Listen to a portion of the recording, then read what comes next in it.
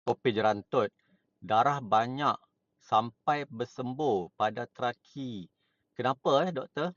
Okey, darah keluar daripada tracheostomy tengok video. Ikan kepada dua keadaan. Yang pertama peringkat awal iaitu contohnya semasa pembedahan ataupun awal-awal selepas pembedahan mungkin disebabkan oleh semasa buat pembedahan tu terkena saluran darah dan saluran darah walaupun mungkin dah ikat ataupun dah burn tetapi mungkin saluran darah tu terbuka.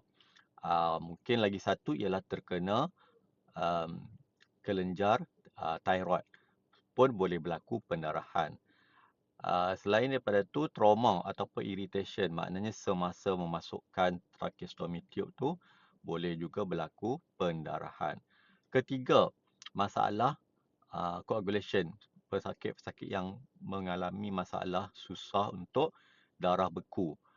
Contohnya, setengah-setengah penyakit, contoh hemofilia. Lagi satu, pesakit yang makan ubat untuk cair darah. Kebiasaannya pesakit-pesakit yang ada masalah jantung lah. Pada peringkat pertengahan ataupun peringkat lewat, boleh berlaku pendarahan akibat erosion ataupun dinding dekat tempat tracheostomy tube tu masuk tu, dia menyebabkan terhakisnya saluran darah. Contohnya macam saluran darah tracheo-innominate artery, ada fistula kat situ. Jadi berlakulah pendarahan yang banyak. Dan yang kedua ialah granulation tissue. Granulation tissue ni ialah isi yang terbentuk akibat daripada keradangan. Biasanya dekat bahagian lubang tracheostomy itu ada isi yang terbentuk dan bila kita sentuh dia boleh berdarah. Itu pun salah satu sebab yang agak kerap juga berlaku pendarahan. Yang ketiga ialah stoma infection. Maknanya ada jangkitan kuman sekitar lubang tracheostomy itu. Jadi boleh berlaku pendarahan.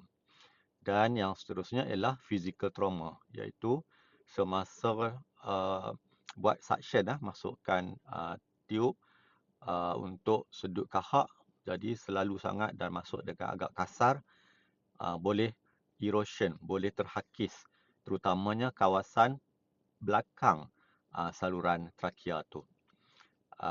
Lain daripada tu ialah physical trauma semasa menukar tiub tracheostomy itu jadi agak kuat dan boleh berlaku pendarahan. Dan juga kalau seseorang tu dia bergerak lebih dekat leher dia, jadi tiub tracheostomy itu bergerak-gerak dan boleh menyebabkan pendarahan juga dekat kawasan stoma. Itulah serba sedikit sebab-sebab berlakunya pendarahan pada tracheostomy. Sebaik-baiknya kalau pendarahan tu berterusan, pergi ke hospital, berjumpa balik doktor yang membuat tracheostomy tersebut. Jadi lebih mudah sebab dia tahu macam mana cara dia buat pembedahan tu. Jadi eloklah jumpa dia balik semula. Semoga bermanfaat. Assalamualaikum.